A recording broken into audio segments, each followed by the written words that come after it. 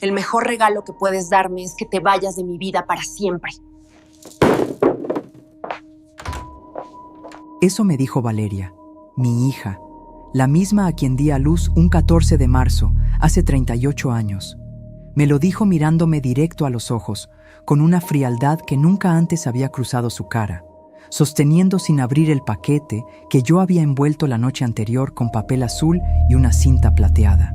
Lo que ella no sabía en ese momento, lo que ninguna de las dos podía imaginar, era que 22 días después se despertaría en una casa en silencio absoluto, encontraría algo sobre la mesa de la cocina y antes de terminar de leerlo, se sentaría en el piso de cerámica fría con las manos temblando y los ojos fijos en el vacío. No hubo gritos ni escenas. Soy Patricia Morales. Tengo 61 años.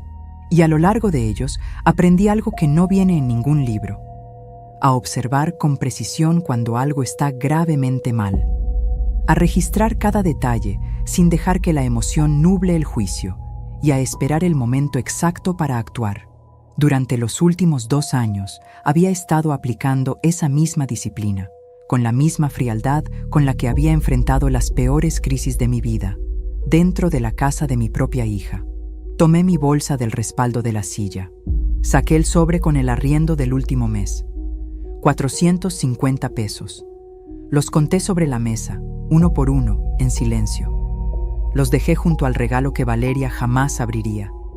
Y antes de salir, me volteé una sola vez y dije con una calma que incluso a mí me sorprendió: el recibo queda ahí. Por lo demás, recibirás noticias mías en 22 días. Ella no respondió. No hizo falta. Cerré la puerta, sin una sola mirada atrás. 22 días. Eso es todo lo que tardó en derrumbarse todo lo que ella creía tener. Para entender ese momento, necesitas conocer la historia desde el principio, porque lo que ocurrió ese 14 de marzo no fue una pelea aislada. Fue el punto final de 2 años de heridas pequeñas y acumuladas, de señales que yo misma elegí ignorar, de excusas que me inventé para no ver lo que tenía frente a mí. Mi nombre es Patricia Morales. Crecí en una familia trabajadora, la mayor de 3 hermanos. Mi madre planchaba ropa ajena para completar el gasto de la semana. Mi padre trabajaba doble turno porque con uno solo no alcanzaba. Nunca vivimos en la abundancia, pero sí en algo que vale mucho más: la certeza de que cuando uno da su palabra, la cumple. Que el sacrificio tiene dignidad. Que lo que uno construye con honestidad, nadie te lo puede quitar. Me gradué de enfermería a los 23 años. Pasé 12 en urgencias y luego 16 en cuidados intensivos. En ese tiempo, aprendí a reconocer cuando alguien está a punto de colapsar antes de que los monitores lo detecten. Aprendí a mantener la cabeza firme cuando el corazón quiere huir. Y aprendí, sobre todo, que hay heridas que no aparecen en ninguna radiografía. Me casé con Eduardo a los 27. Tuvimos a Valeria 2 años después. Vivimos una vida ordinaria con sus alegrías y sus apuros, como todas las familias. Cuando Eduardo falleció, hace 9 años, un jueves de septiembre, a las 6:17 de la tarde, de un infarto que llegó sin señal de aviso, el piso se abrió debajo de mis pies. Pero me sostuve. No tenía alternativa. Fue entonces cuando conocí mejor a Rodrigo, el hombre que se convertiría en el esposo de Valeria. Al principio tenía ese encanto que te desarma sin pedir permiso. Siempre respetuoso, siempre con el comentario preciso, siempre con una sonrisa lista como si la hubiera practicado frente al espejo. Doña Patricia, qué alegría verla. Doña Patricia, usted siempre tan bien. Yo pensaba, qué buena persona le tocó a mi hija. Nadie me advirtió que hay personas que perfeccionan esa sonrisa precisamente porque saben lo que necesitas escuchar. Cuando me jubilé, a los 59, Valeria me propuso mudarme con ellos.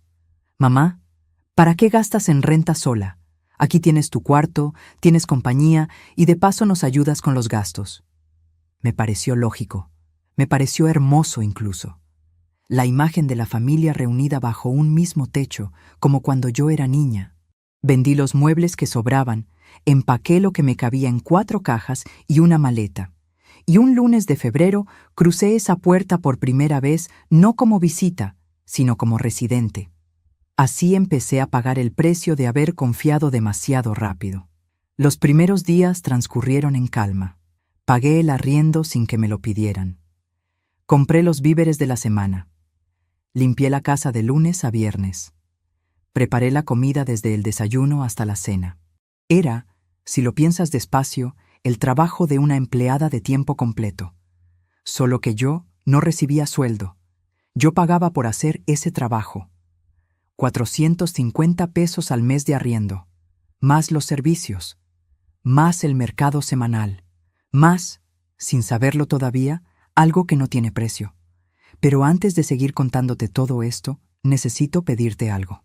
Si llevas unos minutos escuchando esta historia y algo de lo que te digo te está llegando, te pido que revises si ya estás suscrito al canal y que dejes tu like.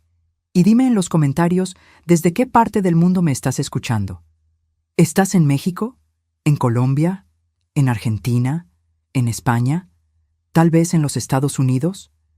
De verdad quiero saber hasta dónde está llegando mi historia, porque cuento todo esto por las personas que alguna vez dieron todo de sí mismas y no recibieron nada a cambio. Si eso te resulta familiar, este canal es para ti también. Volvamos a esa primera semana en la casa de Valeria. La cocina olía a frijoles que yo había puesto a cocer desde las 7 de la mañana. La luz de la tarde entraba oblicua por las ventanas del comedor. Esas ventanas que yo fregaba cada jueves con vinagre y papel periódico para que no quedaran manchas. Todo se veía en calma. Todo olía a normalidad. Pero mis manos, las mismas que 38 años de trabajo habían entrenado para mantenerse firmes, sosteniendo una vía intravenosa, sentían un hormigueo que no supe nombrar en ese momento. Fue un martes, 6 semanas después de haberme mudado, cuando escuché a Rodrigo hablar por teléfono en el pasillo con voz baja, aunque no suficientemente baja. No te preocupes, ella paga el arriendo y encima deja la casa en orden. ¿Por qué le iba a pedir que se fuera? Se reía. Dejé la cuchara sobre la estufa. No dije nada, pero tomé mi teléfono y escribí en las notas: 27 de marzo, 8:43 de la noche. Primera señal. No sabía todavía para qué lo guardaba. Solo sabía que una enfermera nunca descarta un síntoma. Y eso, aunque pequeño, era un síntoma.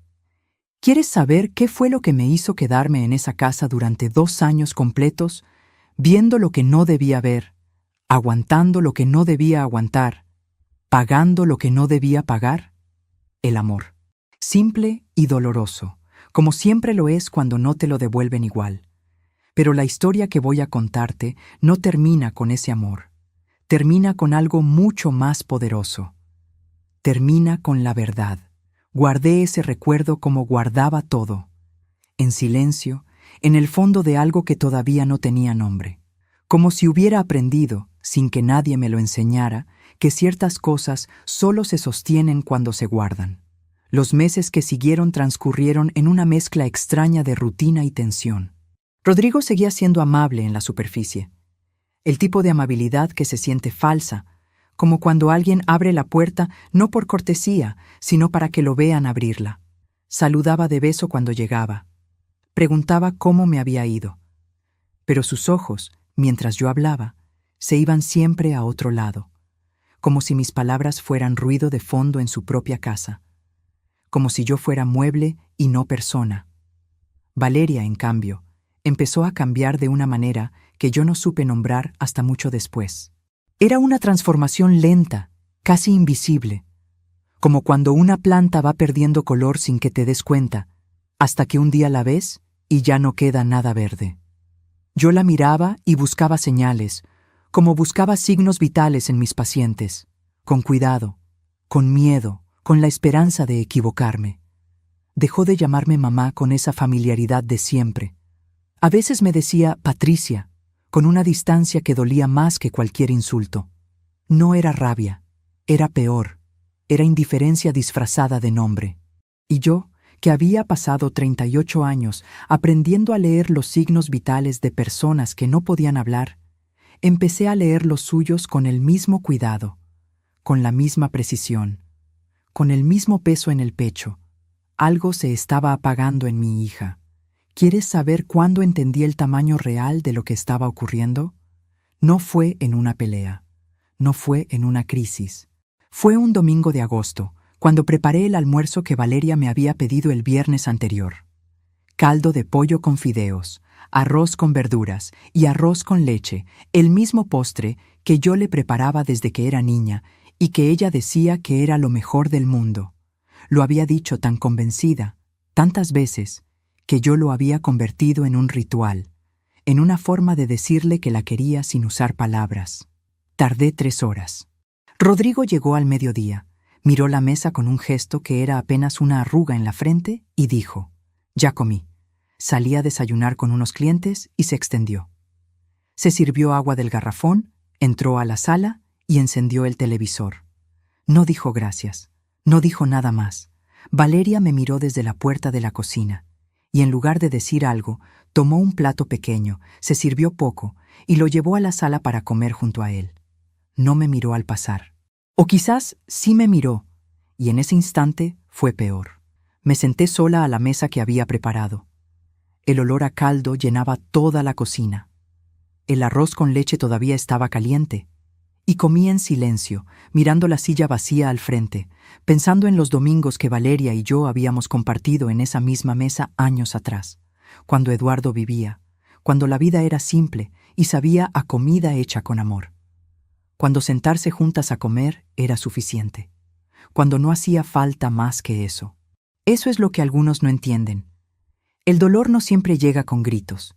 A veces llega con una silla vacía y un plato sin tocar. Terminé de comer, lavé los trastes y guardé las sobras. Y antes de que me diera cuenta, ya estaba escribiendo en mi teléfono. 19 de agosto, 12:30 de la tarde. Segunda señal. Pero eso todavía no era lo peor. Lo peor vino 3 semanas después. Hay un momento que no he podido olvidar, aunque lo he intentado muchas veces. Era un martes a las 5:18 de la tarde, el 12 de septiembre, cuando Rodrigo llegó temprano del trabajo y me encontró en mi cuarto organizando una caja con fotografías viejas. Fotos de Valeria de niña, de mi boda con Eduardo, de mi graduación de enfermería. Las estaba acomodando sobre la cama, despacio, con ese cuidado que uno tiene cuando toca cosas que ya no puede recuperar. ¿Cuánto va a durar ese desorden?, me preguntó desde el marco de la puerta. No era una pregunta. Era una advertencia vestida de signo de interrogación. Le expliqué que solo estaba ordenando mis cosas, que en media hora recogía todo. Me miró con esa expresión que he visto solo en personas que no tienen respeto, pero sí tienen poder dentro de un espacio, y dijo: «Es que tenemos visitas este fin de semana, y ese cuarto va a hacer falta». Nadie me había avisado de ninguna visita. Me levanté, guardé las fotos, doblé la cobija y salí del cuarto sin decir una palabra, sin dar explicaciones, sin pedirle permiso para existir dentro de ese espacio que también era mío, o que yo creía que era mío. Pero antes de cerrar la puerta, noté que Rodrigo sonreía. No era la sonrisa de alguien que resolvió un problema. Era la sonrisa de alguien que acababa de medir hasta dónde podía llegar, y había descubierto que podía llegar bastante lejos. Tomé mi teléfono. 12 de septiembre, 5:18 de la tarde, y agregué debajo: me sacó del cuarto sin previo aviso. Guardé captura del mensaje de texto de Valeria, donde confirmaba que ella tampoco sabía nada de ninguna visita. Ese detalle era importante, que Valeria tampoco sabía, o eso quería yo creer todavía. Déjame contarte algo que pasó en octubre, porque sin eso no entenderás lo que vino en noviembre. Valeria llegó un viernes por la tarde con una bolsa de ropa nueva, 3 blusas, unos pantalones y unos zapatos de tacón que brillaban bajo la luz de la sala. Rodrigo se acercó, revisó cada prenda con esa actitud de quien evalúa sin pedir permiso y dijo: «Bien, ya era hora de que renovaras el closet». Lo dijo como si la ropa fuera un logro suyo, como si él hubiera decidido que era el momento. Y yo pensé en las semanas anteriores, cuando Valeria me había pedido prestados 2,000 pesos para completar el pago de su tarjeta. «Mamá, es solo esta vez, te lo juro». 2,000 pesos que le di sin dudar, porque soy su madre y las madres no preguntan cuándo dan. Las madres simplemente dan. No dije nada.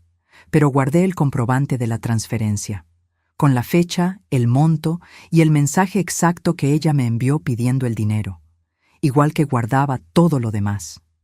Fue entonces, en ese octubre de señales acumuladas, cuando ocurrió algo que casi me convenció de que me había equivocado en todo. Rodrigo llegó un sábado por la tarde con una bolsa de pan dulce, el que a mí siempre me ha gustado, conchas y cuernitos recién horneados, y me dijo con una voz que no le había escuchado antes: «Doña Patricia, sé que a veces soy brusco. No es mi intención. Usted merece más respeto del que yo le he tenido. ¿Me perdona?». Lo miré a los ojos.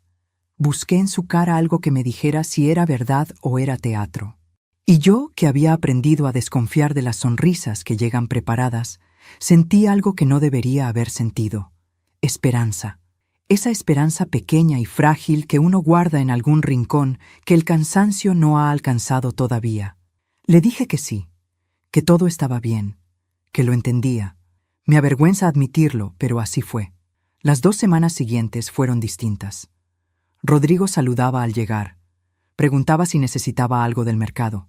Una tarde incluso llegó con una planta pequeña para el balcón y dijo: «Pensé que le gustaría». Y sí me gustó, más de lo que debería. Empecé a pensar que me había equivocado, que el cansancio me estaba haciendo ver sombras donde no las había, que Rodrigo era un hombre complicado, sí, pero no un mal hombre, que quizás yo también había fallado en algo, que quizás la convivencia es siempre difícil y yo lo había juzgado demasiado pronto. Guardé el teléfono, dejé de anotar. Y entonces llegó diciembre. Pasé las primeras 2 semanas preparando todo para la Navidad. Decoré la sala, compré el pavo, los ingredientes para el ponche, los romeritos y los buñuelos. Gasté 3,200 pesos de mis ahorros porque quería que esa Navidad fuera especial. Porque hacía 9 años que no teníamos una Navidad completa, desde antes de que Eduardo se fuera, y yo necesitaba recuperar eso. Necesitaba sentir, aunque fuera por una noche, que todavía éramos una familia. El 24 de diciembre, a las 11:14 de la mañana, Rodrigo entró a la cocina donde yo llevaba 5 horas cocinando, tomó su chamarra del gancho detrás de la puerta y dijo sin siquiera voltear a verme: «Nos vamos a casa de mis papás, van a haber más gente allá, los esperamos si quieren venir». Los esperamos. No me invitaba, me toleraba como opción, una opción que podía tomarse o dejarse sin que eso cambiara nada para nadie. Rodrigo cerró la puerta. Valeria no volteó a verme al salir. O si volteó, fue solo un instante. El tipo de mirada que no deja rastro. Me quedé sola en esa cocina que olía a ponche hirviendo y a pavo que todavía tardaba 2 horas en estar listo. Le di la Navidad. Le di los 3,200 pesos de mis ahorros. Le di las 5 horas de pie frente a la estufa. Le di el olor a buñuelos que ella me pedía cada diciembre desde niña. Le di la mesa puesta y las velas encendidas. Le di todo. Y ella se fue sin mirarme. Tomé el teléfono. 24 de diciembre, 11:14 de la mañana. Volví a anotar. Y ya no paré. Pero antes de contarte lo que pasó después de esa Navidad y lo que empecé a descubrir en enero, algo que lo cambiaría todo, necesito que entiendas algo. En ese momento yo todavía no sabía qué iba a hacer con todo lo que estaba guardando.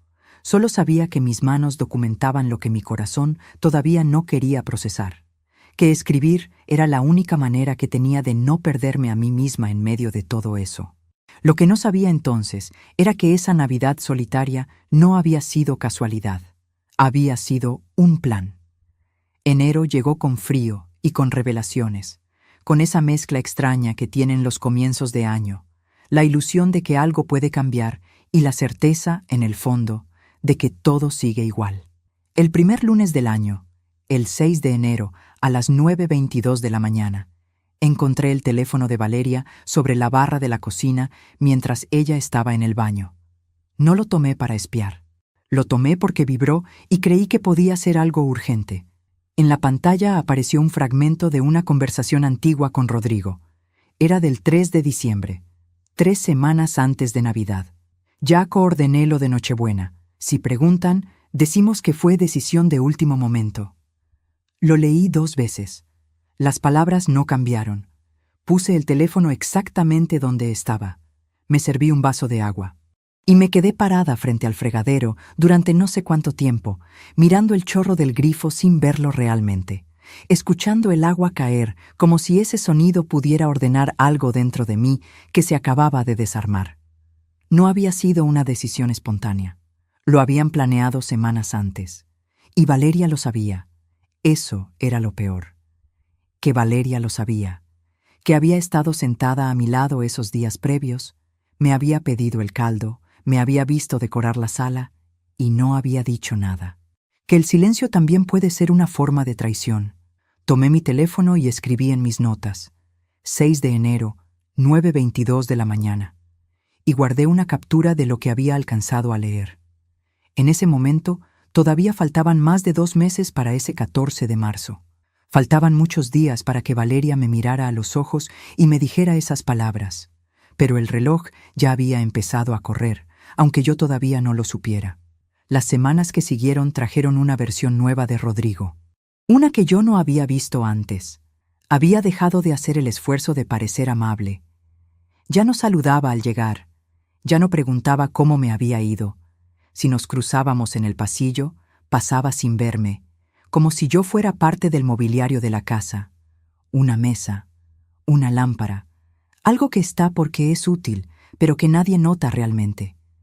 Algo que puede moverse sin preguntar, reemplazarse sin duelo. El frío más difícil de aguantar no es el del invierno. Es el de las personas que deciden que ya no vale su atención. ¿Sabes qué fue lo peor de ese mes? No fue el silencio de Rodrigo. Fue el silencio de Valeria, que adoptaba ese mismo frío sin que nadie se lo pidiera, como si lo hubiera aprendido de tanto mirarlo a él, como si la indiferencia fuera un idioma que se aprende por convivencia sin darte cuenta, hasta que un día lo hablas con fluidez. Y entonces llegó el martes 21 de enero a las 8:05 de la noche. Estaba recogiendo la cocina después de cenar cuando Rodrigo entró con una hoja impresa y la dejó sobre la mesa sin decir nada. Me acerqué. Era un presupuesto de plomería. 4,800 pesos. Una fuga de agua en el baño de servicio que llevaba semanas goteando. Hay que arreglarlo, dijo, y se fue a la sala. No preguntó, no explicó. Simplemente dejó el papel ahí, como quien pone una cuenta frente a alguien que ya sabe que tiene que pagarla, sin cortesía, sin siquiera la pretensión de que era una conversación. Esperé a que Valeria pasara por la cocina. ¿Qué es esto?, le pregunté, señalando el papel. Ella no me miró. Abrió el refrigerador, sacó una botella de agua y dijo: Rodrigo dice que ya que vives aquí, sería justo que también contribuyeras al mantenimiento, ya que vives aquí. Como si llevar casi 2 años pagando arriendo, cubriendo los servicios, haciendo el mercado semanal y trabajando sin un peso de sueldo no fuera suficiente contribución. Como si mi presencia fuera un favor que ellos me hacían y no una parte viva de ese hogar que yo sostenía con mis manos todos los días. Me quedé en silencio. Valeria salió de la cocina sin esperar respuesta. No discutí. No levanté la voz. Tomé la hoja, la doblé en 4 y esa noche la agregué a la carpeta que había empezado a construir en mi cuarto. Una carpeta con copias de todos los recibos, capturas de mensajes, fechas y notas escritas con letra apretada y precisa. La carpeta ya tenía 29 páginas. 29 páginas de cosas que nadie debería tener que documentar dentro de su propia familia. Y en ese momento, yo todavía no sabía para qué me serviría exactamente. Solo sabía que seguiría llenándola. Pero antes de contarte lo que pasó en febrero y lo que descubrí, algo que cambiaría todo lo que yo creía entender, quiero preguntarte algo. Porque hay momentos en esta historia en que me pregunto si estoy sola. ¿Alguna vez confiaste completamente en alguien que amabas y descubriste que esa confianza estaba siendo usada en tu contra? ¿Alguien que debía estar de tu lado eligió deliberadamente no estarlo? Escríbelo en los comentarios. Porque hay algo que sana cuando sabes que no estás caminando sola por ciertos caminos. Cuando descubres que el dolor que creíste único tiene el nombre de otra persona también. Volvamos a febrero. El lunes 3 de febrero, a las 7:14 de la mañana, me desperté con fiebre. 38.6. Lo sé con exactitud porque lo primero que hice al sentir el malestar fue buscar el termómetro, igual que hacía siempre, igual que había hecho por décadas con personas que no podían medirse solas. 38 años de oficio no se olvidan, aunque uno sea el paciente. Me quedé en cama. Nadie tocó la puerta de mi cuarto en todo ese día. Ni a las 10 de la mañana, ni al mediodía, ni a ninguna hora. Solo el silencio de una casa que se movía a su ritmo, sin considerar que yo podía necesitar algo. A las 2:30 de la tarde, cuando el hambre fue más fuerte que el cansancio, salí al pasillo arrastrando los pies. La casa olía a sopa recién hecha. Valeria había cocinado. Había 2 platos servidos sobre la mesa. 2. Ella levantó la vista cuando me vio aparecer desde el pasillo. En su cara vi algo que tardé en identificar.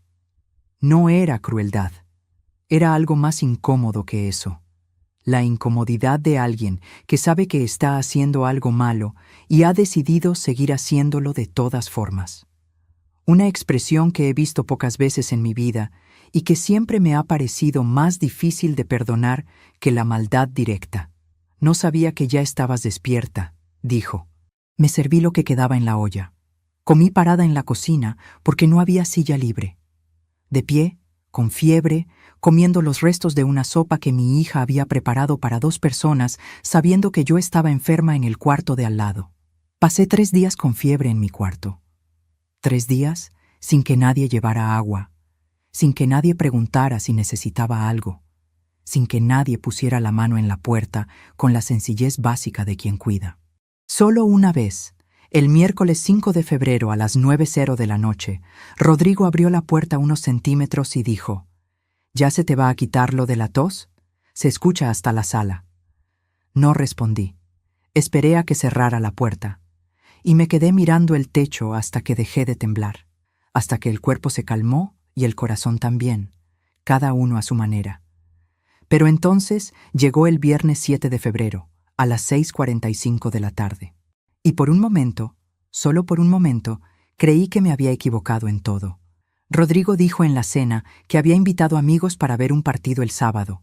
Vamos a necesitar la sala libre desde las 4. Y si puedes preparar algo de botana, doña Patricia, se agradecería. No preguntó. Informó y asignó. Como se le da una instrucción a alguien que no tiene opción de negarse. Valeria puso la cuchara sobre el plato. Y por primera vez en meses la vi mirarlo a él directamente, con una firmeza que yo no le había visto en mucho tiempo, quizás en todo el año. Rodrigo, mi mamá no es el servicio de la casa, dijo. El silencio fue tan denso que podía saborearlo, metálico, como el aire antes de una tormenta, como el segundo exacto antes de que algo se rompa. Rodrigo la miró, una mirada larga, sin palabras, sin movimiento, una de esas miradas que no necesitan voz para decir todo lo que quieren decir. Y Valeria bajó los ojos.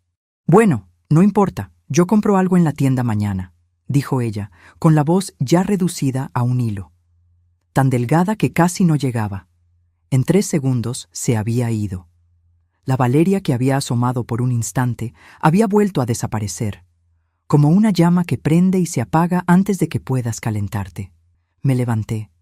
Llevé mi plato al fregadero y lo lavé despacio, oyendo el agua correr entre mis manos todavía débiles por la fiebre.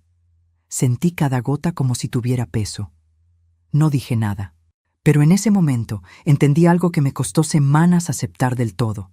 Valeria no era solo una esposa presionada, era alguien que elegía cada día, con cada silencio, con cada mirada al suelo, con cada vez que abría la boca y luego la volvía a cerrar. No era una víctima pasiva de lo que ocurría en esa casa, era una participante, y esa distinción lo cambiaba todo, y esa elección también me incluía a mí. Solo faltaban 35 días para ese 14 de marzo. Y lo que descubriría en los próximos días cambiaría completamente la forma en que yo entendía todo lo que había vivido en esa casa desde el principio. Algo que Rodrigo jamás pensó que yo encontraría. Fue el sábado 8 de febrero cuando lo encontré. No lo busqué. Fue de esas cosas que llegan solas cuando menos las esperas, como los diagnósticos que nadie quiere dar, pero que igual aparecen en los resultados, como cuando el cuerpo ya sabe algo que la mente todavía se niega a procesar. Rodrigo había pedido que limpiara el estudio antes de que llegaran sus amigos.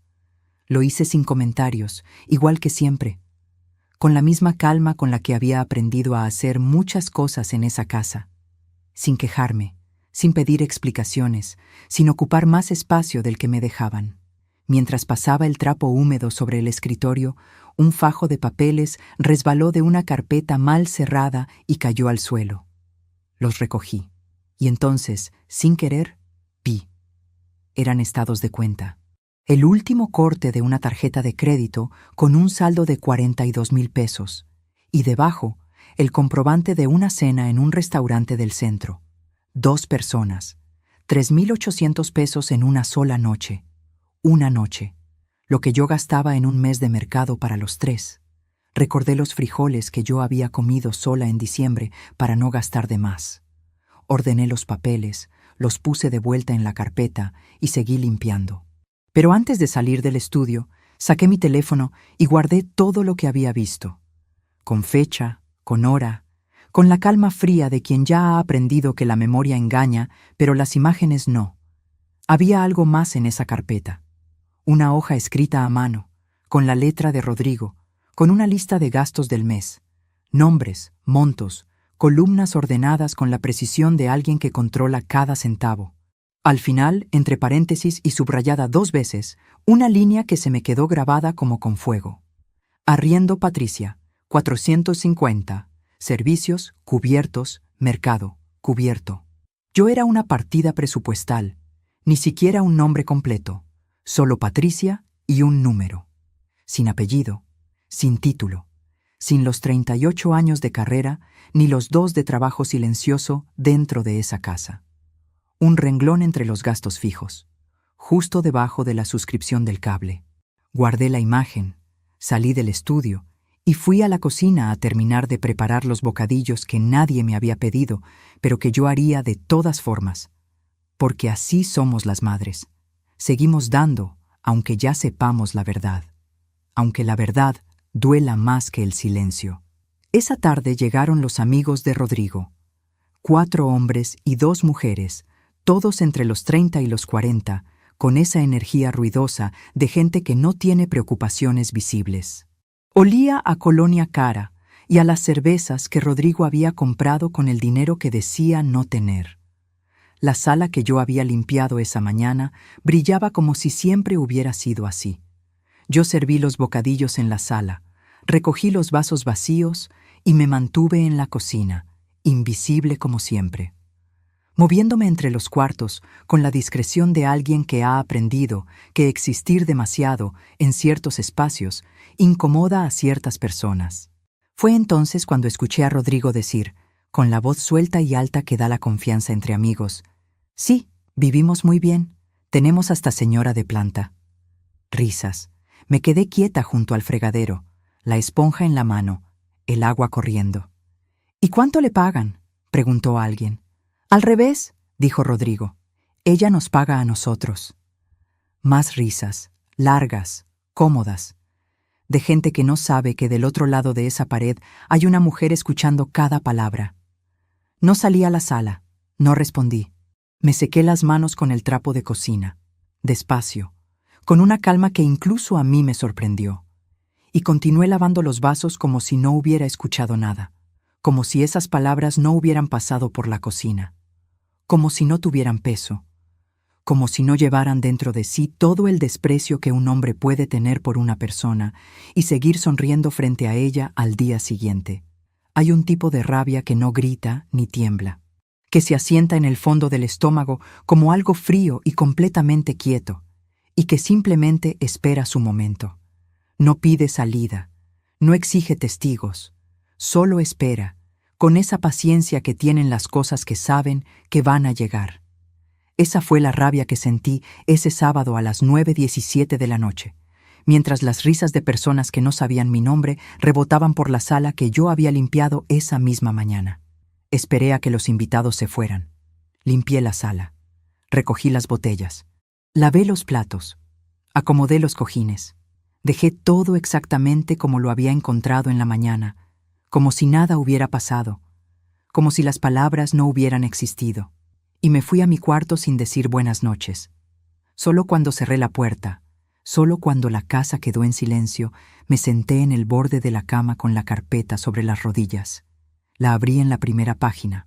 Volví a leer todo: los nombres, las fechas, las cantidades, los mensajes, cada uno en su lugar, como piezas de un rompecabezas que empieza a mostrar su figura completa. Y entonces sí lloré. No fue tristeza exactamente. Fue el llanto de alguien que deja de fingir que no ve lo que lleva meses viendo. El llanto de una madre que entiende que el problema no es solo el yerno, es que la hija lo permite, y que permitirlo también es una forma de elegir, y que esa elección tiene consecuencias que me alcanzan a mí. Me sequé los ojos con la manga del camisón. Me levanté. Fui al baño. Me lavé la cara con agua fría y me miré en el espejo durante un momento largo. Vi a una mujer cansada. Vi a una mujer que había dado demasiado sin llevar la cuenta. Pero también vi a alguien que todavía estaba de pie. No volví a llorar esa noche. Agregué una nota. 8 de febrero, 9:17 de la noche. Me llamó señora de planta frente a sus amigos. Registré los nombres de las personas presentes. La carpeta ya tenía 34 páginas. La semana siguiente, Rodrigo no me hablaba. Yo tampoco le hablaba a él. Valeria flotaba entre los dos como alguien que finge no ver el incendio para no tener que apagarlo, moviéndose con esa ligereza forzada de quien ha decidido que no saber es más cómodo que saber. Y entonces llegó el miércoles 12 de febrero, a las 7:30 de la noche. Valeria entró a mi cuarto, cosa que no hacía desde hacía semanas.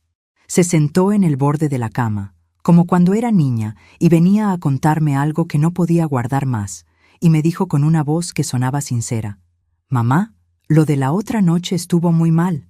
Le hablé a Rodrigo. Le dije que no podía tratarte así». La miré. Busqué en su cara alguna señal de lo que había detrás de esas palabras.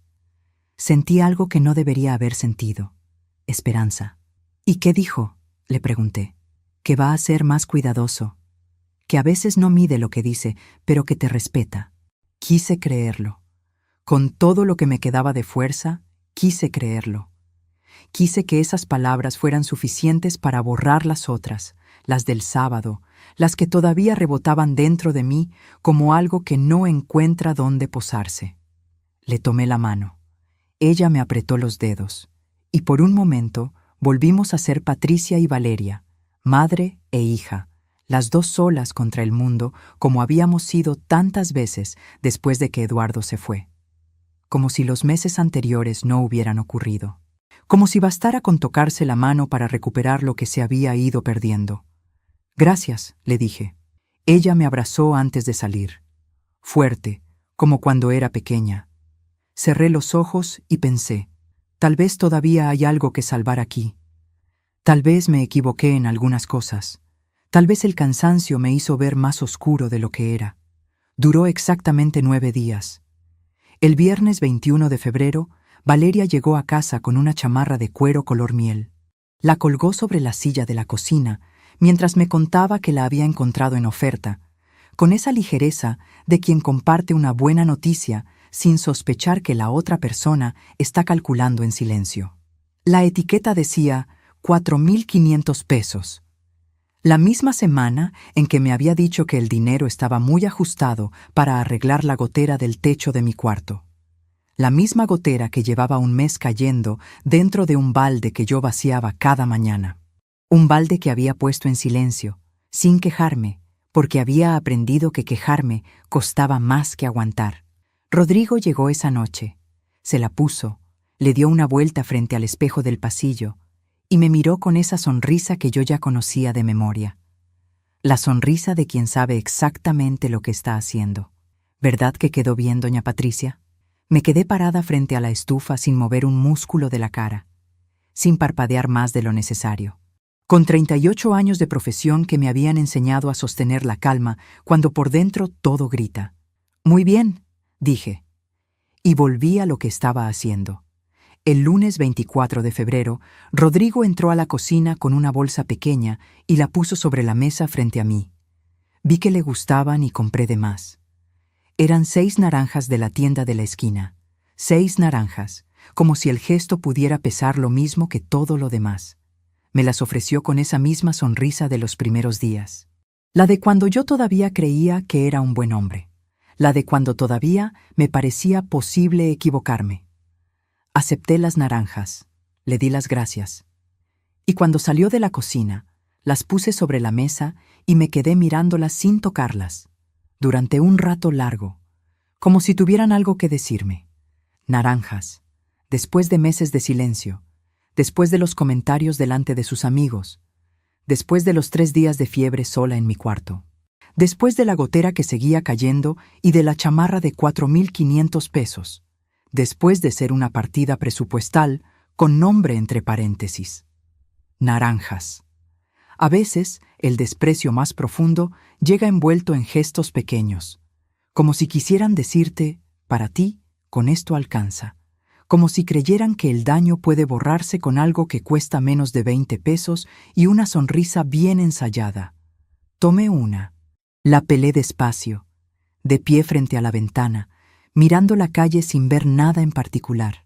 El olor cítrico subió entre mis dedos y por un momento me recordó a mi madre, que siempre pelaba naranjas así en las mañanas, con paciencia, sin prisa, como si el tiempo fuera suyo, como si nadie pudiera quitárselo.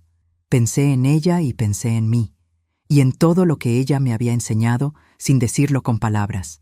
En ese momento tomé una decisión que no le conté a nadie. Una decisión que no nació del enojo ni de las lágrimas de la otra noche. Nació de algo más sereno y más firme. Nació de esa parte de mí que había pasado décadas cuidando a otros y que, por fin, decidía cuidarse a sí misma. Solo faltaban 18 días para ese 14 de marzo, y Rodrigo, sin saberlo, acababa de cometer el error que lo cambiaría todo. No fue un insulto, no fue un golpe, no fue ninguna de las cosas grandes que uno esperaría. Fue algo mucho más pequeño y mucho más revelador. Fue que me subestimó. La decisión que tomé esa tarde frente a la ventana con las naranjas fue simple y definitiva. Llamar a Marta, Marta Fuentes, mi amiga de 40 años, desde la secundaria. La única persona en el mundo a quien podía contarle la verdad sin calcular primero cómo iba a caer. La llamé esa misma noche, el lunes 24 de febrero, cuando ya eran las 10:35 y la casa estaba en silencio. Salí al pequeño balcón de mi cuarto, cerré la puerta detrás de mí y le conté todo. No el resumen, todo, desde el principio. Marta escuchó sin interrumpirme. Cuando terminé, hubo un silencio de varios segundos, y luego dijo, «Patricia, hace 6 meses te dije algo. ¿Lo recuerdas?» Sí lo recordaba. En agosto, Marta me había dicho que le preguntara a Valeria directamente cuánto tiempo pensaba que yo iba a vivir con ellos. Que las cosas que no se nombran se pudren. Que el silencio en estas situaciones nunca es neutral. Yo no le había preguntado nada.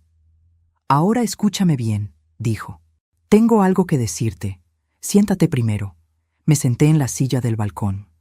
Marta me contó que semanas antes se había encontrado por casualidad con la cuñada de Rodrigo, una mujer que no tenía ninguna razón para guardar los secretos de su hermano.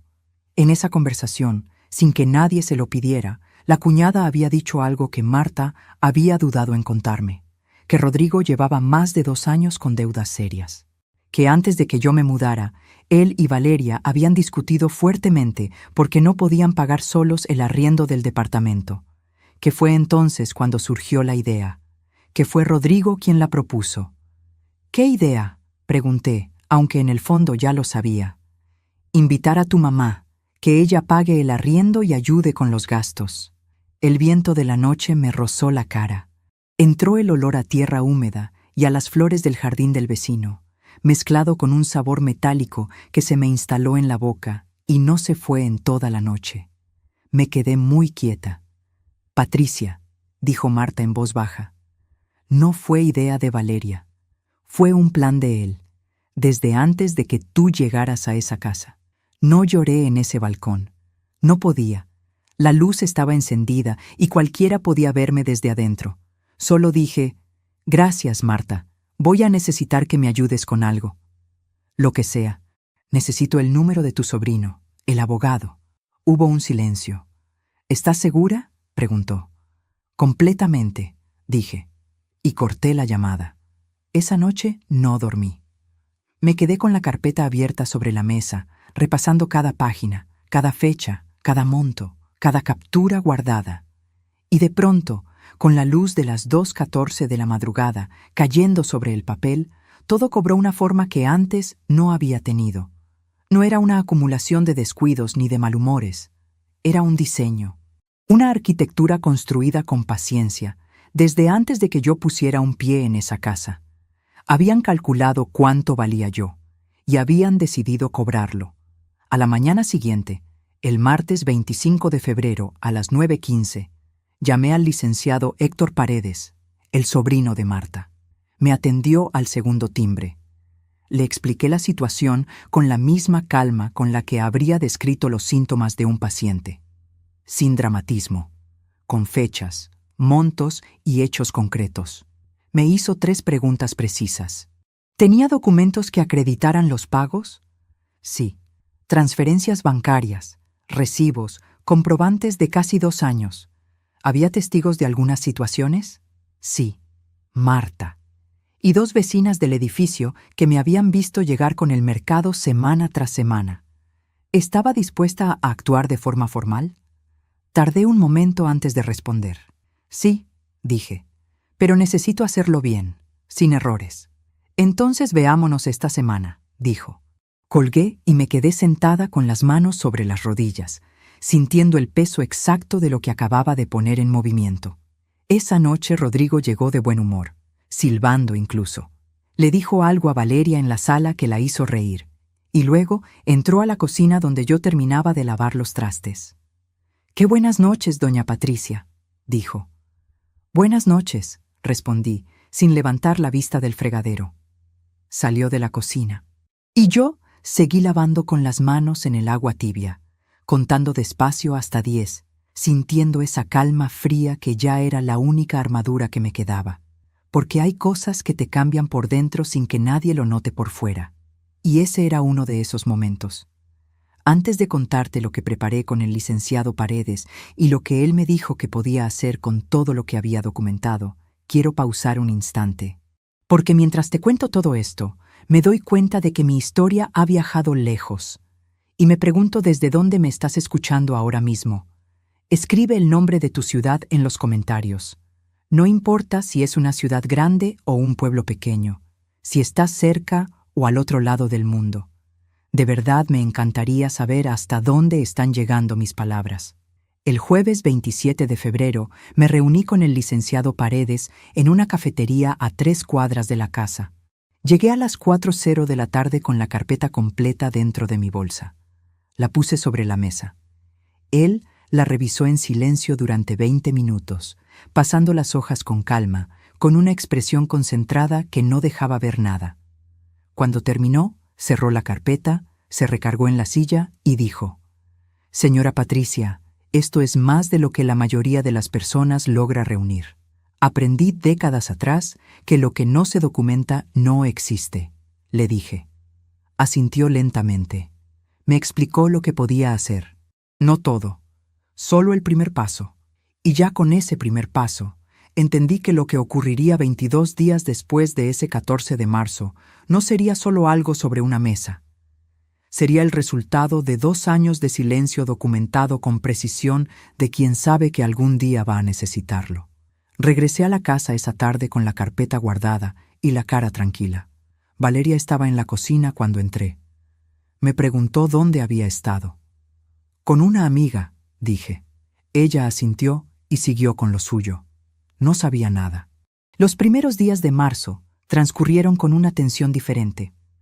Como el aire antes de una lluvia que todavía no cae, pero que ya se siente en la piel, en el olor, en el peso del cielo. Rodrigo seguía con su rutina, Valeria con la suya, y yo con la mía, que ahora incluía algo que nadie en esa casa imaginaba: la preparación silenciosa y metódica de todo lo que necesitaría el día que me fuera. Y entonces, el viernes 7 de marzo a las 6:12 de la tarde, escuché algo que terminó de romper lo poco que me quedaba de duda. Rodrigo hablaba por teléfono en el patio. Creía que yo estaba en mi cuarto, pero yo estaba en la lavandería, al fondo, doblando ropa, con la puerta entreabierta. No, ya está calculado. En cuanto Valeria se estabilice un poco más, ya no la vamos a necesitar. Pero por ahora que se quede, la renta la cubre ella y la comida también. Pausa. ¿Cuándo? Yo calculo que para junio ya le podemos decir que busque dónde quedarse. Junio. Ya tenían fecha. Me quedé completamente inmóvil entre las sábanas dobladas, con el olor a suavizante en las manos y el corazón latiendo con una lentitud extraña. No de miedo, no de tristeza, de certeza. Terminé de doblar la ropa, la guardé en el cajón. Y esa noche, mientras Rodrigo cenaba en la sala sin sospechar nada, yo le confirmaba por mensaje al licenciado Paredes los últimos detalles de lo que haríamos. Solo faltaban 5 días para ese 14 de marzo, y yo tenía exactamente todo lo que necesitaba. El sábado 8 de marzo amaneció con lluvia. Me levanté a las 6:30 de la mañana antes de que nadie más se moviera en la casa. Preparé café, me senté a la mesa de la cocina con la carpeta frente a mí, y la abrí por última vez con la intención de revisar absolutamente todo antes de mi siguiente reunión con el licenciado Paredes. Empecé por el principio. 27 de marzo del año anterior, 8:43 de la noche. Rodrigo en el pasillo. Ella paga el arriendo y encima tiene la casa en orden. Primera señal, primera nota. Página tras página, la historia se desplegaba con una claridad fría que dolía ver concentrada así, en papel. Tenía los comprobantes de 22 meses de arriendo, 450 pesos mensuales, 9,900 pesos en total, pagados con puntualidad y sin que nadie me lo pidiera porque así me habían enseñado a vivir. Tenía los estados de cuenta del mercado. Semana tras semana, frijoles, arroz, verduras, carne para los 3. Yo compraba, yo cargaba, yo guardaba. Jamás me pidieron que lo hiciera, jamás me dijeron gracias. Tenía capturas de 6 transferencias que le había hecho a Valeria cuando me pidió dinero prestado.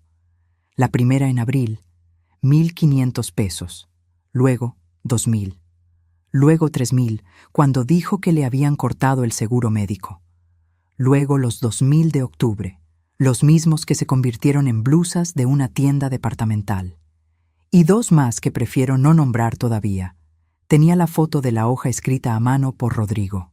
Arriendo Patricia, 450, servicios, cubiertos, mercado, cubierto. Yo, reducida a una columna de números en una lista de gastos del mes. Tenía la captura del mensaje del 3 de diciembre.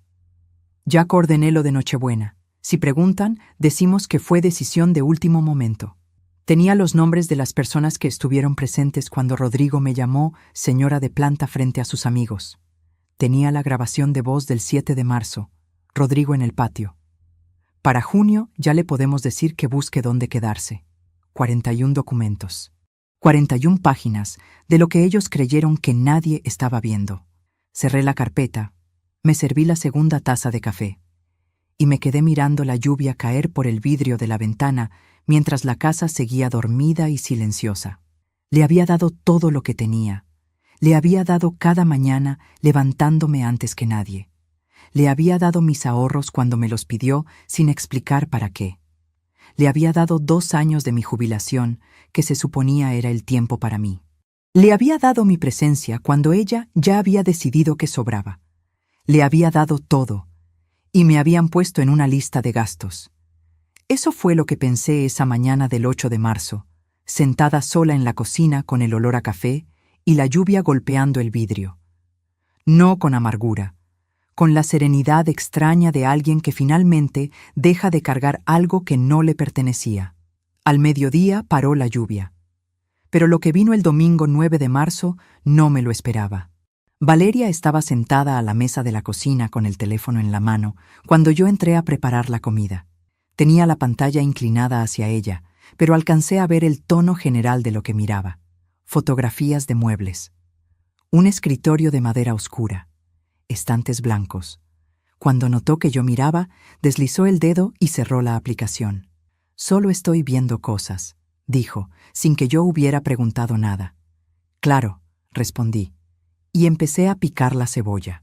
Esa noche, mientras recogía la cocina, escuché a Rodrigo decirle a Valeria en la sala con una voz llena de entusiasmo: «El escritorio va a quedar perfecto ahí.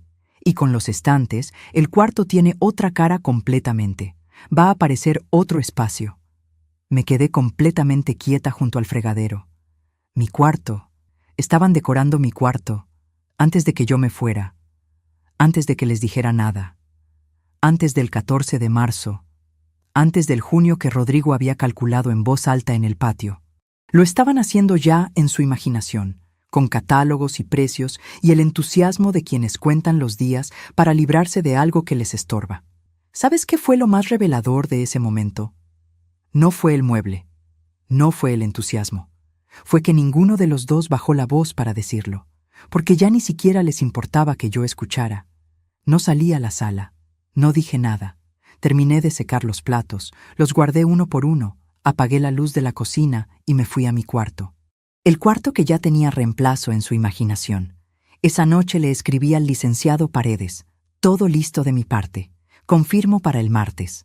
El martes 11 de marzo, a las 4:30 de la tarde, nos reunimos de nuevo en la misma cafetería de siempre». Le entregué la carpeta completa. Él revisó los documentos nuevos que yo había agregado, organizó los que necesitaban mi firma y me explicó paso a paso lo que ocurriría en los días siguientes. No voy a decirte exactamente qué preparó el licenciado.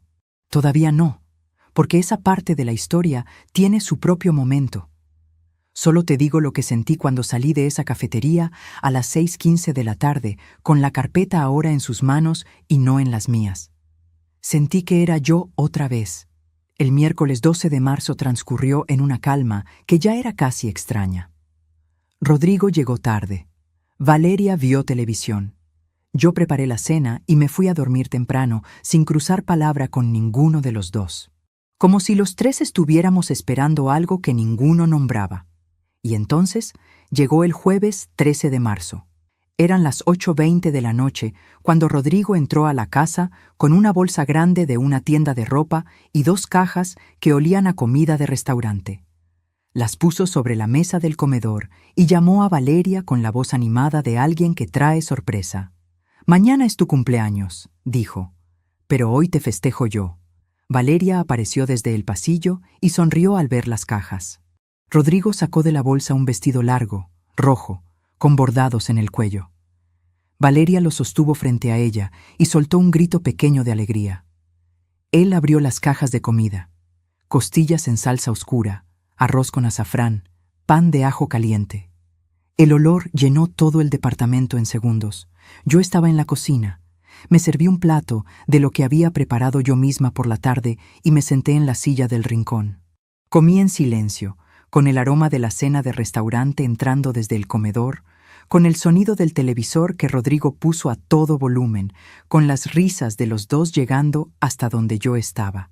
Era la noche anterior al cumpleaños de mi hija, y yo estaba sola en la cocina, comiendo sobras, escuchando cómo festejaban sin que mi existencia les cruzara por la mente. Lavé mi plato, apagué la luz, y antes de entrar a mi cuarto, me detuve un momento en el pasillo, mirando la puerta cerrada de la sala, detrás de la cual reían como si todo estuviera perfectamente bien. No sentí rabia, sentí algo mucho más poderoso. Sentí claridad. Entré a mi cuarto.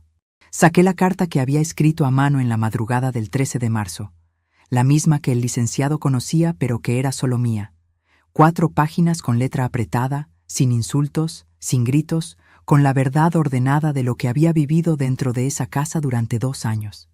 La revisé una vez más, la doblé con cuidado y la puse dentro del regalo envuelto en papel azul y cinta plateada que tenía listo sobre el buró desde el día anterior. Las noticias formales vendrían por otra vía, en 22 días exactos, pero esa carta era para ella, aunque nunca la abriera. Era lo que yo necesitaba haber escrito. Me acosté. y a las 11:47 de la noche del jueves 13 de marzo, con la casa en silencio y la ciudad quieta afuera, pensé en Eduardo, en lo que me habría dicho si me hubiera visto en ese momento, sentada en la orilla de la cama, en ese cuarto que mañana ya sería solo un escritorio de madera oscura en el catálogo de Rodrigo. Me lo imaginé diciéndome lo mismo de siempre, con esa voz tranquila que le conocí durante 29 años.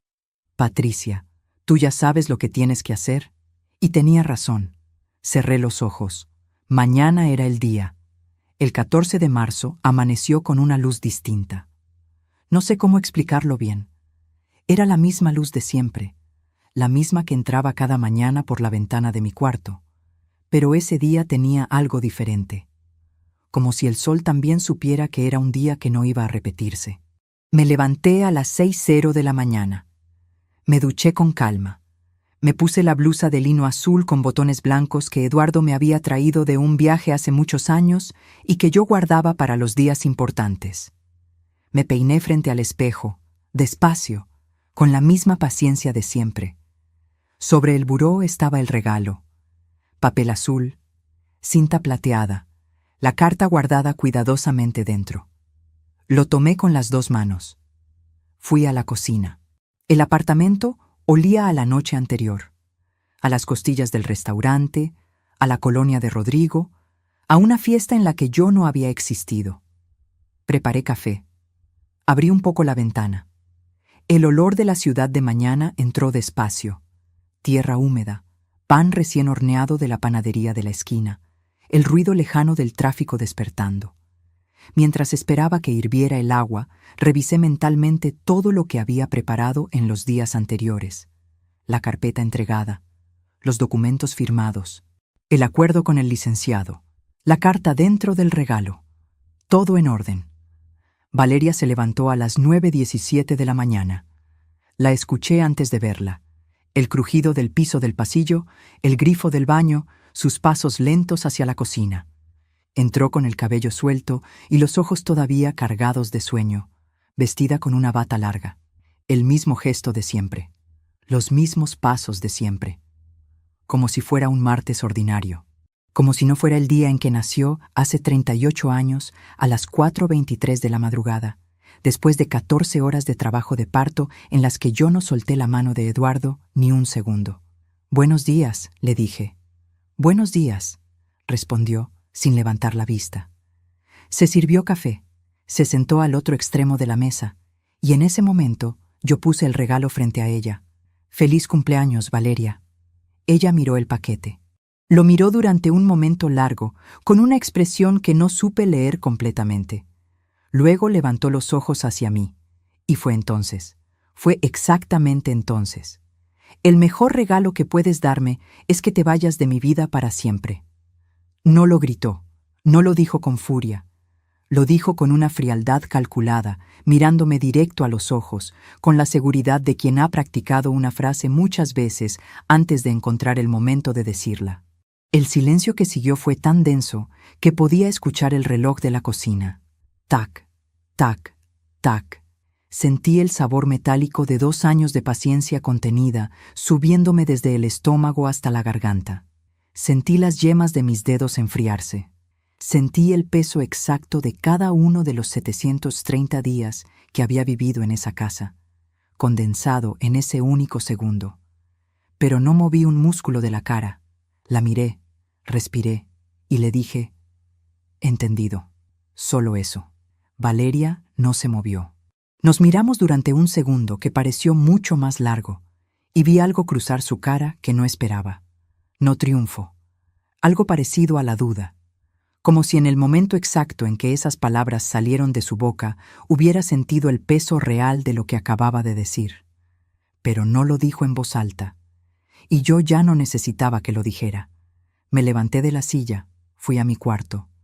La maleta ya estaba lista desde la noche anterior, cerrada, con todo lo que era mío dentro. La tomé con una mano. Con la otra tomé mi bolsa. Volví a la cocina. «Mamá, espera», dijo Valeria desde su silla, con una voz que ya no tenía la misma firmeza de antes. No me detuve. Saqué el sobre con el arriendo del último mes. 450 pesos. Los conté sobre la mesa, uno por uno, en silencio absoluto, con una calma que incluso a mí me sorprendió. Los dejé junto al regalo que Valeria jamás abriría. Y antes de salir, me volteé una sola vez. El recibo queda ahí. Por lo demás, recibirás noticias mías en 22 días. Ella no respondió. Cerré la puerta. El pasillo del edificio olía a detergente de piso recién lavado. La luz fluorescente del techo parpadeó una vez cuando pasé debajo. El metal frío del pasamanos bajo mi palma mientras bajaba las escaleras, escalón por escalón, con la maleta golpeando suavemente cada peldaño. No lloré, no miré atrás. Crucé la puerta del edificio y salí a la calle. El sol de las 9:43 de la mañana era blanco y directo, y me golpeó en la cara como algo vivo. El ruido del tráfico, el olor a frituras del puesto de la esquina, el sonido de unos niños en la escuela de enfrente.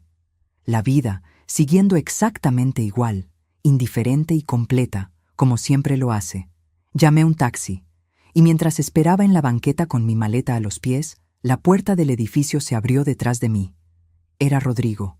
No supe en qué momento había llegado. Tal vez había estado en casa todo el tiempo, en el cuarto, y Valeria lo había llamado en el minuto exacto entre que yo salí del departamento y que llegué a la banqueta. Estaba de pie en la entrada del edificio, con los brazos cruzados y esa expresión de quien todavía no decide si está molesto o aliviado. La expresión de alguien que no esperaba que esto ocurriera hoy. ¿A dónde va, doña Patricia?, me preguntó. A casa, dije. Frunció el ceño. ¿Cuándo regresa? No regreso. Hubo un silencio. Vi cómo procesaba esa información. Al principio la misma indiferencia de siempre, el gesto de quien cree que controla la situación. Luego algo moviéndose detrás de los ojos, una pequeña arruga entre las cejas. El comienzo de algo que todavía no era miedo, pero que tampoco era calma. ¿Y sus cosas?, preguntó. Ya las tengo. Señalé la maleta. Él la miró. ¿Y el cuarto? Queda libre, le dije. Ya pueden poner el escritorio. El color de su cara cambió de una manera difícil de describir. No fue inmediato. Fue lento. Como cuando alguien empieza a entender algo que no quería entender. Abrió la boca para decir algo más, pero el taxi llegó en ese momento exacto. Me subí. Cerré la puerta. Di la dirección de Marta. Por la ventanilla vi a Rodrigo seguir de pie en la entrada del edificio, con los brazos ya caídos, sin cruzar, con la mirada fija en el taxi que se alejaba. No era alivio lo que vi en su cara. Era la primera sombra de algo que todavía no sabía que debía temer. Y lo que lo esperaba dentro de ese departamento, en la mesa de la cocina junto al regalo sin abrir, era solo el principio de lo que vendría en los días siguientes. Los primeros 3 días en casa de Marta fueron los más silenciosos que recuerdo en mucho tiempo. Me instalé en su cuarto de huéspedes, una habitación pequeña, con una ventana que daba a un jardín con una bugambilia morada. La primera noche me acosté antes de las 9 y dormí 10 horas seguidas sin despertar una sola vez. No sé si fue agotamiento o alivio, probablemente las dos cosas mezcladas en el mismo silencio. Marta no me hizo preguntas los primeros días.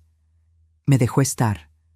Me dejó tomar café en su jardín por las mañanas sin hablar, ver pasar las horas sin rendir cuentas a nadie, levantarme sin tener que preparar el desayuno de otros. Empecé a dormir sin el hormigueo en las manos que me había acompañado los últimos meses. Empecé a comer despacio, sin el ruido de fondo del televisor que Rodrigo ponía a todo volumen. Empecé a reconocer, poco a poco, cuánto espacio había ocupado dentro de mí el esfuerzo constante de adaptarme a un lugar que nunca fue mío. Hay un tipo de cansancio que no se siente mientras lo estás viviendo. Solo lo sientes cuando para. El 15 de marzo, la mañana siguiente a que salí, mi teléfono sonó 4 veces. Número de Valeria. No contesté. El 16 de marzo, 5 veces. No contesté. El 18 de marzo, un mensaje de texto. Mamá, necesito hablar contigo. No respondí. El 20 de marzo, otro mensaje. Por favor, contesta. Rodrigo dice que exageraste. No respondí. Guardé cada mensaje, con fecha y hora, porque soy Patricia Morales. Y Patricia Morales documenta. Lo que Valeria no sabía era que en esos días yo no estaba encerrada llorando. Estaba coordinando con el licenciado Paredes los últimos detalles de algo que llevaría exactamente 22 días completarse desde el 14 de marzo. El martes 25 de marzo, el licenciado me llamó a las 11:30 de la mañana. Todo está listo, señora Patricia. Solo necesito su confirmación final para proceder. Me senté en la silla del jardín de Marta, frente a la bugambilia. El sol de mediodía me calentaba los hombros. Un gorrión se posó en el borde de la barda y me miró un momento antes de irse. «¿Qué incluye exactamente?», le pregunté, aunque ya lo sabía. Él me lo repasó con calma. La reclamación formal por restitución de gastos, itemizada y documentada. 22 meses de arriendo con comprobantes de transferencia, 9,900 pesos. Los gastos de mercado calculados conservadoramente con los registros que yo había guardado, 22,600 pesos. Las transferencias a Valeria nunca devueltas, 10,500 pesos. Los servicios que yo había cubierto, 8,200 pesos. Total documentado, 55,200 pesos. No era una suma pequeña. Era 2 años de vida contados en pesos y recibos. Era la diferencia entre lo que yo creía que estaba haciendo por amor y lo que ellos sabían que estaban haciendo por cálculo. Más la carta personal. Las 4 páginas que yo misma había escrito, con mi letra, en la madrugada del 13 de marzo, antes de que llegara el cumpleaños de Valeria. «¿Quiere que la revise una vez más?», preguntó el licenciado. «No», dije. «Está bien así». Hubo una pausa. «¿Estás segura de querer proceder?». Esa pregunta me la había hecho a mí misma muchas veces en esos 11 días en casa de Marta. En las noches cuando el jardín quedaba oscuro y el silencio se volvía pesado. Me la había hecho con la foto de Valeria de niña en mi teléfono, la de los 6 años, con el vestido de flores amarillas y la sonrisa que perdía un diente. Me la sigo preguntando ahora, mientras te cuento todo esto. ¿Hice lo correcto? ¿Tenía derecho a actuar así con mi propia hija? ¿O debí llamarla, perdonarla, intentarlo una vez más, como había intentado tantas otras veces antes? Todavía no tengo una respuesta completamente limpia para eso. ¿Y tú, que me has acompañado hasta aquí, qué habrías hecho en mi lugar? De verdad quiero saberlo. Escríbelo en los comentarios. Porque a veces las respuestas de quienes escuchan desde afuera son más claras que las de quien lo vivió por dentro. Lo que sí sé es lo que respondí ese martes 25 de marzo, sentada en el jardín de Marta con el sol en los hombros y el gorrión ya ido. «Sí», le dije al licenciado, «estoy segura». Los documentos se enviaron el jueves 3 de abril por mensajería certificada, con acuse de recibo obligatorio, y el sábado 5 de abril, a las 9:08 de la mañana, alguien firmó en esa dirección. Yo estaba en el mercado con Marta cuando llegó la notificación de entrega a mi teléfono. Me detuve frente a un puesto de flores, rosas amarillas, claveles rojos, margaritas blancas. El vendedor me preguntó si quería llevar algo. Le dije que sí. Compré una ramita de margaritas. No sé exactamente por qué. Solo sentí que ese día merecía flores. Lo que ocurrió dentro de ese departamento en las horas siguientes lo reconstruí después, poco a poco, a partir de lo que Valeria me contaría semanas más tarde con la voz rota. Rodrigo había recibido el sobre en la puerta a las 9:08 de la mañana. Valeria todavía dormía. Él firmó el acuse, llevó el sobre a la cocina, lo dejó sobre la mesa con la misma indiferencia con la que dejaba todo, y fue a ducharse. «De tu mamá», le diría después. Pensé que era una carta de disculpa. Valeria se levantó a las 9:40. Encontró el sobre la mesa de la cocina. Lo abrió y empezó a leer. Lo primero que encontró fue la reclamación formal del licenciado Paredes. Una hoja membretada con datos legales precisos, con los montos detallados en columnas ordenadas. Arriendo, mercado, servicios, préstamos. 55,200 pesos, con la indicación de que si no había acuerdo extrajudicial en 30 días calendario, se procedería por la vía correspondiente. Llamó a Rodrigo. Él salió del baño con la toalla en los hombros, miró la hoja y dijo con una voz que todavía no entendía el tamaño de lo que tenía enfrente: «No te preocupes, una vieja con un papel no puede hacer nada». Pero había algo más en el sobre. La carta. 4 páginas escritas a mano, con mi letra apretada de siempre, sin insultos, sin gritos, sin amargura, con fechas, con hechos, con la verdad ordenada y documentada de lo que había ocurrido dentro de esas paredes durante 2 años. Valeria la leyó sola, en la cocina, mientras Rodrigo se vestía en el cuarto. Encontró la transcripción del audio del 7 de marzo. Rodrigo en el patio. Para junio, ya le podemos decir que busque dónde quedarse. Encontró la captura del mensaje del 3 de diciembre. Ya coordiné lo de Nochebuena. Si preguntan, decimos que fue decisión de último momento. Encontró la hoja de gastos con la letra de Rodrigo. Arriendo Patricia, 450. Servicios, cubiertos. Mercado, cubierto. Me contó después que mientras leía tuvo que sentarse en el suelo porque las piernas dejaron de sostenerla. Que el sobre se le cayó de las manos 2 veces. Que leyó la parte del audio 3 veces, buscando alguna interpretación diferente que nunca encontró. Y al final de la carta, 2 párrafos que no eran reclamo ni acusación. Eran verdad.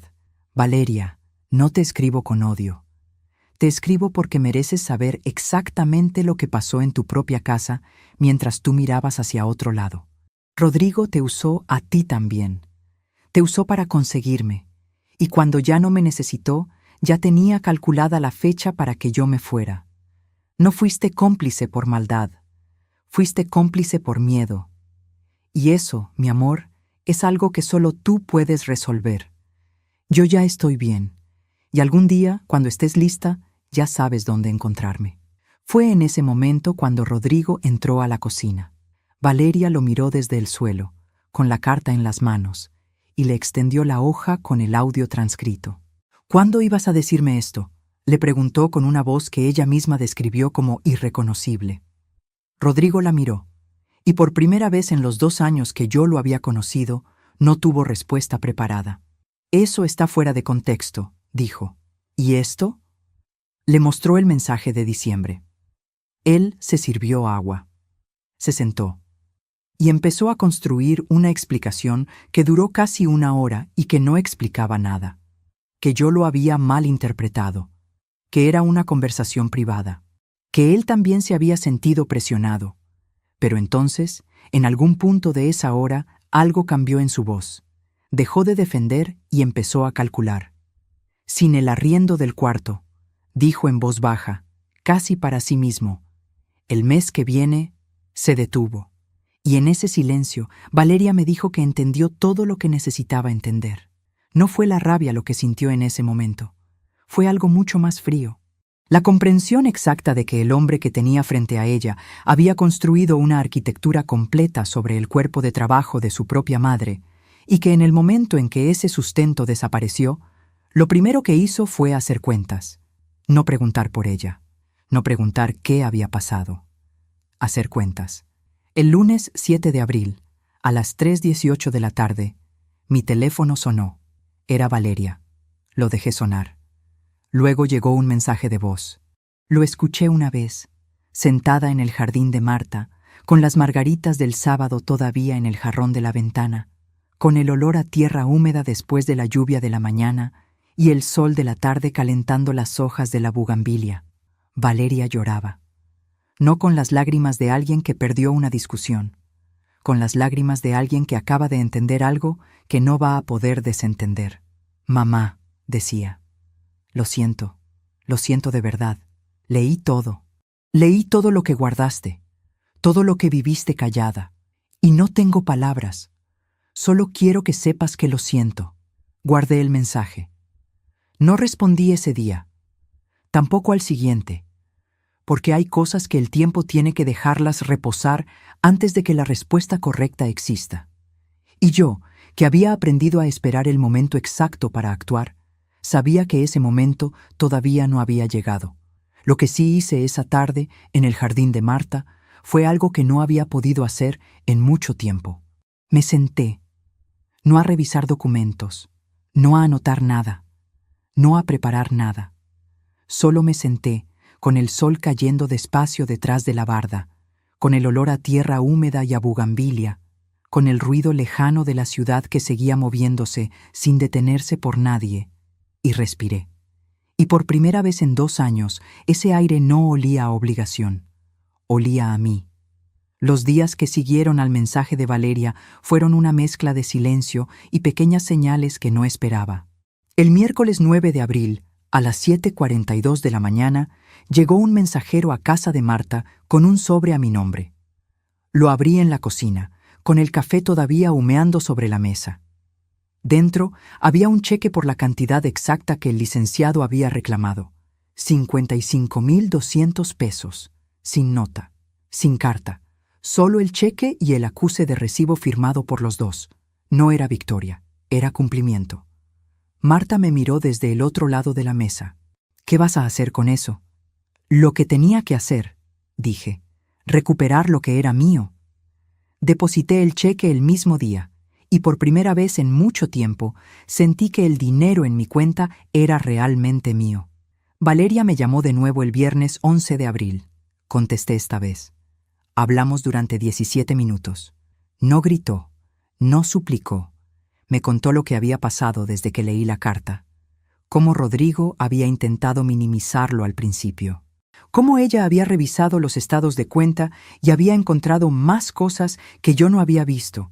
Compras en restaurantes, viajes de fin de semana que nunca mencionaron, un gimnasio personal que costaba más que mi arriendo mensual. Él no es el hombre que pensé que era, dijo en algún momento, con una voz que ya no lloraba, pero que todavía temblaba un poco. Yo tampoco soy la madre que tú pensaste que era, le respondí.